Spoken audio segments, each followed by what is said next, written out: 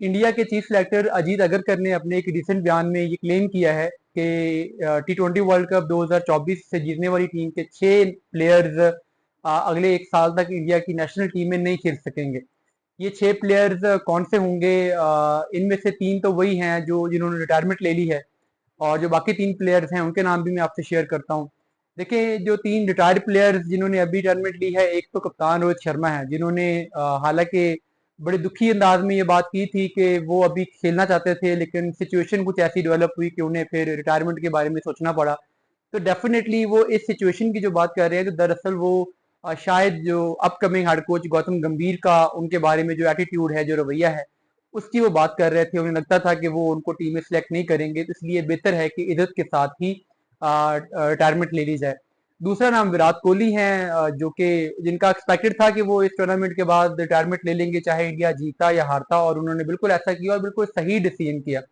जो इसमें तीसरा नाम है वो जो ऑलराउंडर रविंद्र जडेजा, जो रिटायर हुए हैं, उनका भी हमें अंदाजा था। वैसे भी जिस तरीके से T20 वर्ल्ड कप में उन्होंने परफॉर्म किया, तो उनसे डिलीवर हो नहीं पा रहा था, ना बैटिंग के जरिए से ना बॉलिंग के जरिए से। फील्डिंग उनकी स्टिल अप टू मार्क थी, बट बॉलिंग में भी हमने देखा, फाइनल में भी उन्होंने एक ओवर बड़ा महंगा किया। बैटिंग में भी वो कोई खास दे नहीं पाई यूटिलिटी। इवन के अक्षर पटेल को उनके मुकाबले में ऊपर प्रमोट किया जाता रहा मिडिल ओवर्स में, जब लेफ्टी बैट्समैन की जरूरत थी। तो उस लिहाज से बहरहाल जडेजा ने भी सही डिसीजन किया है कि वो रिटायर हो गए हैं। जो बाकी 3 प्लेयर्स अजीत अगरकर के मुताबिक इंडिया के लिए अगला एक साल तक ड्रॉप होंगे, नहीं खेल सकेंगे, उनमें जो एक नाम है वो तो शिवाम दुबे का है। शिवाम ने हालांकि कंट्रीब्यूट किया, ऐसा नहीं है कि वो मुसलसल ही फेल रहे, मगर जितना टैलेंट इंडिया के पास है, जितने बेंच पे बैट्समैन अवेलेबल हैं, तो उसमें एक ऐसा प्लेयर जो थोड़ा सा कंट्रीब्यूट कर रहा है, उसकी टीम इंडिया में जगह नहीं बनती।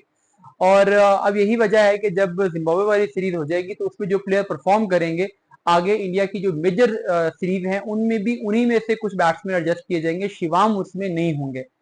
उसके अलावा जो बाकी 2 नाम जिनके बारे में ये खबरें आ रही हैं, कि जिनके बारे में अजीत अगरकर ने भी दावा किया कि वो अब एक साल तक इंडिया के लिए अवेलेबल T20 फॉर्मेट में नहीं हो सकेंगे, उनमें जो एक प्लेयर है वो ऋषभ पंत है। और ऋषभ पंत के बारे में हमने देखा कि T20 वर्ल्ड कप 2024 में एक इनिंग्स जो उन्होंने पाकिस्तान के खिलाफ खेली थी, वो उनकी अच्छी इनिंग्स थी, लेकिन उसमें भी उन्हें बहुत सारे गुड लक का सहारा रहा। कुछ कैचेस कैरी नहीं हुए, कुछ बहुत वो प्ले एंड मिस होता रहा। तो उनके अलावा जो बाकी मैचेस थे उसमें वो डिलीवर नहीं कर पाए।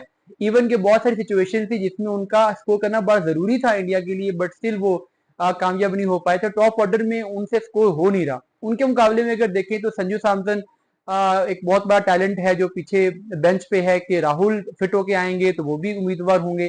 तो इसलिए अब अजीत अगरकर को ये लगता है कि एक दफा टाइम आ गया है कि ऋषभ पंत को ब्रेक दी जाए, और उनकी जगह पे जो दूसरे ऑप्शंस हैं उनको एक्सप्लोर किया जाए कि वो कितना अच्छा खेलते हैं।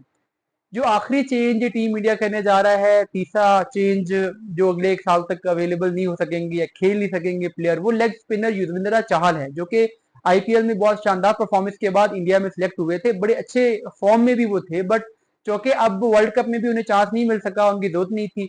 और अब वर्ल्ड कप के बाद अगले वर्ल्ड कप में 2 साल का टाइम है, तो इसलिए T20 फॉर्मेट में इंडिया अब अपने नए लेग स्पिनर्स को ट्राई करेगा, बिश्नोई को मौका देगा, जैसे जिम्बाब्वे की सीरीज में उनको मौका मिलने जा रहा है। और उसके बाद कुछ और ऑप्शन भी ट्राई किए जाएंगे। तो लेग स्पिन में इंडिया चाहल के मुकाबले में अब यंगस्टर्स को चांस देने को प्रेफर करने लगा है। ऐसा नहीं है कि चाहल अच्छे बॉलर नहीं, आउट ऑफ फॉर्म है, मगर फ्यूचर को देखते हुए चाहल को फिलहाल 6-8 महीने साल के लिए इंडिया की मेन टीम में सिलेक्ट नहीं किया जाएगा। बाकी वो खेलते रहेंगे, वनडे फॉर्मेट में चैंपियंस ट्रॉफी तक शायद उनको खिलाया जाएगा, बट T20 फॉर्मेट में वो इंडिया के लिए अगला एक साल तक अवेलेबल नहीं होंगे।